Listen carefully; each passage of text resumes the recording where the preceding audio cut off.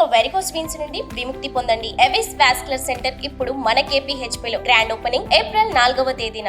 తెలంగాణ రాష్ట్ర మంత్రివర్యులు కోమటిరెడ్డి వెంకటరెడ్డి మరోసారి తన మానవత్వాన్ని చాటుకున్నారు.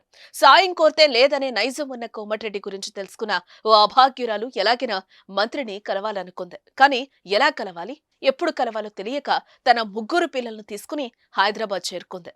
తెలిసిన వారి సాయంతో మంత్రి ఇంటి అడ్రస్ తెలుసుకుంది. ఈ రోజు ఎర్లీ మార్నింగ్ కోమటిరెడ్డి ఇంటి ముందు కూర్చుంది ఆమె.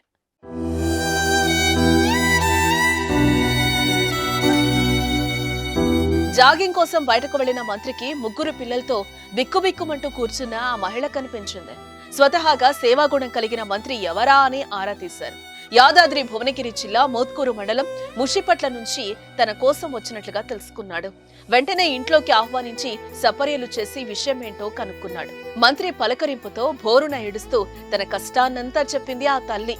తన భర్త బ్రెయిన్ స్ట్రోక్ తో చనిపోయాడని, ఆస్తులన్నీ అమ్మి చికిత్స చేయించానని, కానీ తన భర్త తనకు దక్కలేదని, చేతిలో చిల్లి గవ్వలేక పిల్లల్ని పోషించలేకపోతున్నారని, సీఎం రిలీఫ్ ఫండ్ ఇప్పించాలని కోరింది.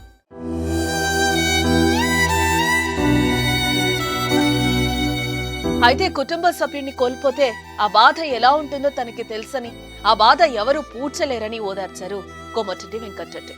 పేదోళ్లకి కష్టం వచ్చిందంటే కదిలిపోయే మంత్రి కోమటిరెడ్డి వెంటనే సంబంధిత అధికారులకు ఫోన్ చేసి త్వరలోనే సీఎం రిలీఫ్ ఫండ్ ఇప్పించడమే కాకుండా ఆ 3 పిల్లలను ఉన్నత చదువులు చదివిస్తారని హామీ ఇచ్చారు.